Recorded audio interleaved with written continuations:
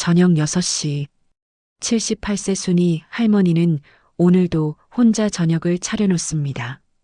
작은 상에 김치찌개 한 그릇, 김치 몇 쪽, 그리고 따뜻한 쌀밥 한 공기가 전부입니다. 할머니는 김치찌개를 한 숟가락 떠먹으며 혼잣말을 합니다. 이 나이에도 밥은 혼자 먹기 싫다고, 예전에는 이 작은 상에도 식구들이 둘러앉아서 북적였는데 말입니다. 김치찌개를 보며 할머니는 옛날을 떠올립니다. 그 시절에는 돼지고기 한 점 넣기가 하늘의 별 따기였죠. 배추 우거지에 된장만 풀어도 얼마나 맛있었던지. 할머니의 머릿속에는 70년 전 그 시절이 생생하게 떠오릅니다. 먹을 것이 귀하던 시대, 하지만 가족이 함께였던 그 따뜻한 시간들 말입니다. 그때가 가난했다고 하지만 지금보다 마음만은 더 풍족했던 것 같아. 모두가 어려워서 서로 나눠 먹고 살았거든. 1953년 전쟁이 끝난 지 얼마 되지 않은 시절, 8살이었던 순이는 어머니와 함께 피난길에서 돌아와 폐허가 된 집터에서 새로운 삶을 시작해야 했습니다. 그때 순이는 어머니에게 매일 같은 말을 했습니다. 엄마, 나 배고파. 어머니는 항상 다정하지만 걱정스러운 목소리로 대답하셨죠. 순이야, 보리밥도 고마운 거다. 이것도 못 먹는 사람들이 얼마나 많은데. 그 시절 어머니들에게는 보리밥을 맛있게 짓는 특별한 비법이 있었습니다. 순이 어머니는 딸에게 이렇게 가르쳐 주셨습니다. 보리를 미리 하룻밤 물에 불려놔야 한다고, 그래야 부드러워진다고 말입니다. 쌀 2컵에 불린 보리 1컵을 넣고 물은 평소보다 조금 더 많이 넣습니다. 소금도 한 꼬집 넣어야 보리 비린내가 사라지고 단맛이 난다고 하셨죠. 된장찌개에도 그만의 비법이 있었습니다. 멸치는 머리와 내장을 떼고 찬물에 넣어 끓여서 우려냅니다. 물 4컵에 멸치 10마리 정도 10분쯤 끓여서 건져내죠. 그 다음이 중요합니다.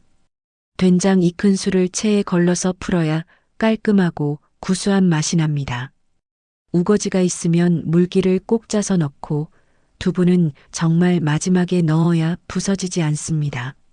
그때 그 된장찌개 맛을 지금 아무리 좋은 재료로 끓여도 그 맛이 안 나더라고.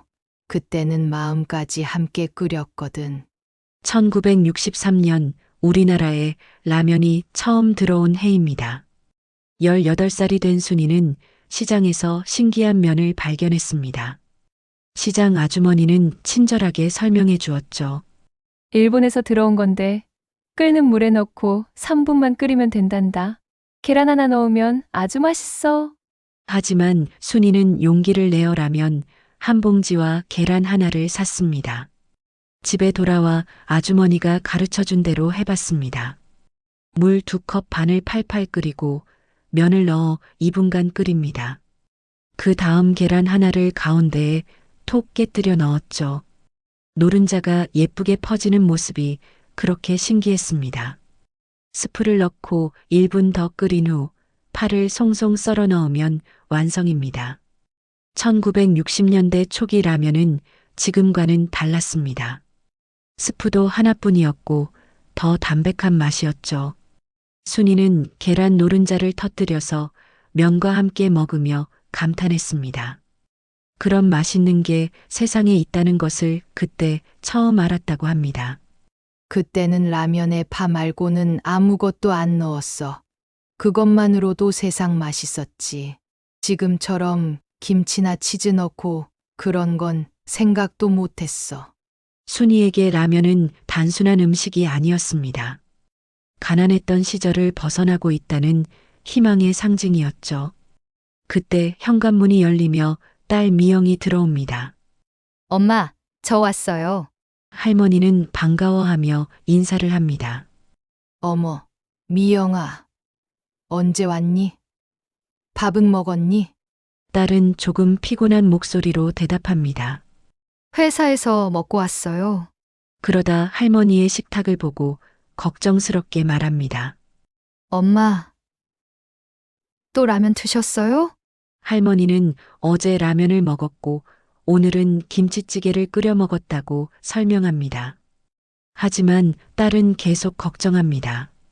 엄마, 라면은 몸에 안 좋다고 했잖아요. 할머니는 서운한 마음에 괜찮다, 괜찮어. 나 혼자서도 잘 먹고 있으니까라고 말합니다. 딸은 건강을 걱정해서 하는 소리라며 유기농 반찬을 시켜드리겠다고 제안합니다. 할머니는 조금 화가 나서 말씀하십니다. 유기농이 뭐 그렇게 좋아. 우리는 평생 자연에서 나는 거 먹고 살았어. 딸은 그때와 지금은 다르다며 몸 관리를 해야 오래 산다고 말합니다. 서로를 걱정하는 마음에서 나온 말들이지만 세대 간의 차이는 쉽게 좁혀지지 않습니다. 할머니는 한숨을 지으며 말씀하십니다. 너는 내가 왜 그 음식들을 그리워하는지 몰라. 그냥 맛있어서가 아니야. 딸은 당황하며 엄마 라고 부릅니다. 무거운 침묵이 흐르고 시계만 째깍째깍 소리를 냅니다.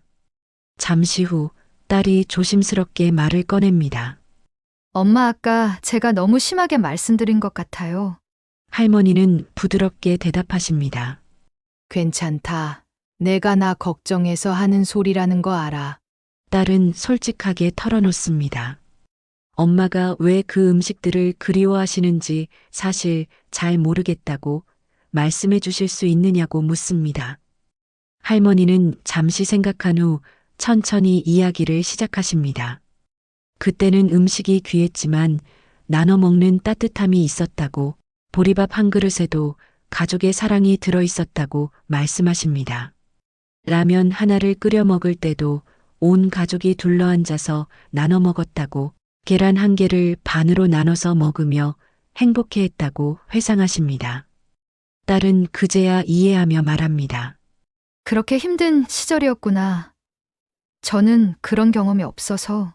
할머니는 힘들었지만 행복했다고, 조금이라도 맛있는 걸 먹으면 온 가족이 기뻐했다고 설명하십니다. 딸은 제안합니다. 엄마, 그럼 오늘은 제가 엄마와 함께 옛날 된장찌개를 만들어 볼까요? 정확한 방법을 가르쳐 주세요. 할머니는 기뻐하시며 요리법을 자세히 알려주십니다. 먼저 멸치를 우려야 한다고, 머리 떼고 내장 빼고 찬물에 넣고 끓여야 한다고 말씀하십니다.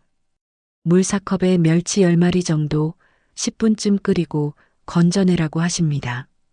그 다음에 된장 2큰술을 체에 걸러서 풀어야 한다고, 절대 덩어리지게 하면 안 된다고 강조하십니다. 우거지는 짜서 물기를 꼭 빼고 넣어야 하고, 두부는 정말 마지막에 넣고 한두 번만 끓여야 부서지지 않는다고 알려주십니다.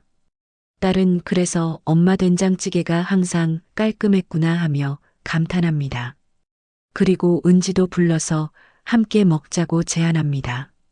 손녀 은지가 도착합니다. 할머니, 저 왔어요. 할머니는 반가워하시며 엄마와 된장찌개를 끓이고 있다고 알려주십니다. 은지는 정말 옛날 방식으로 끓이는 거냐며 신기해합니다. 딸은 할머니가 가르쳐 주시는 대로 된장을 체에 걸러서 풀고 있다고 설명합니다. 할머니는 우거지도 물기를 꼭 짜서 넣는다며 은지에게도 보리밥 짓는 법을 배워두라고 하십니다. 은지가 보리밥 짓는 법을 궁금해하자 할머니는 자세히 설명해 주십니다. 보리는 하루 전에 물에 불려야 하고 그 다음날 쌀 2컵에 불린 보리 1컵을 섞는다고 말씀하십니다. 물은 평소보다 반 컵 더 넣고 소금 한 꼬집도 넣어야 한다고 하십니다. 딸이 소금을 넣는 이유를 묻자 할머니는 보리 비린내를 없애고 단맛을 끌어내려고 그런다며 옛날 할머니들의 지혜라고 설명하십니다. 3대가 함께 만든 된장찌개에서는 정말 옛날 냄새가 났습니다. 은지는 맛을 보며 감탄합니다. 할머니, 정말 맛있어요. 시중에서 파는 된장으로 끓인 것과는 완전 다른 맛이에요. 할머니는 뿌듯하게 설명하십니다. 마음을 담아서 끓이고 정성스럽게 멸치 우린 물을 쓰고 된장도 체에 거르는 그런 손길 하나하나가 맛을 만드는 거라고 말씀하십니다. 딸은 감동하며 이제야 알 것 같다고, 왜 엄마가 그 음식들을 그리워하시는지 이해하게 되었다고 말합니다. 은지는 이 레시피를 메모해 두겠다고, 친구들에게도 가르쳐 줄 수 있게 하겠다고 합니다. 할머니는 좋은 생각이라며 라면 끓이는 옛날 방식도 알려주십니다. 물 2컵 반에 면 먼저 넣고 2분, 계란 넣고 1분. 요즘처럼 복잡하게 안 해도 맛있다고 하십니다. 은지는 할머니표 라면이라며 다음엔 그것도 함께 끓여 먹자고 제안합니다. 오늘처럼 가족이 함께 모여서 밥 먹는 게, 이게 바로 내가 그리워했던 거구나. 작은 밥상 위에 놓인 된장찌개와 보리밥. 그 안에는 할머니의 70년 인생과 가족에 대한 사랑, 그리고 오래된 요리법의 지혜가 고스란히 녹아 있었습니다. 딸은 앞으로 자주 와서 할머니 요리법도 배우고 함께 식사하겠다고 약속합니다. 할머니는 웃으시며 다음엔 콩나물밥도 해주겠다고, 그것도 예술이라고 말씀하십니다. 콩나물 우린 물로 밥을 지어야 진짜 맛있다고 하십니다. 음식은 단순히 몸을 채우는 것이 아닙니다. 그 속에는 시대의 기억과 가족의 사랑, 그리고 할머니들이 대대로 전해준 삶의 지혜가 담겨 있습니다. 할머니의 밥상에는 오늘도 그런 이야기들이 따뜻하게 피어오르고 있습니다. 이제야 알겠네. 혼자 먹는 밥이 외로웠던 게 아니라 이런 소중한 레시피들을 나눌 사람이 없어서 그리웠던 거구나.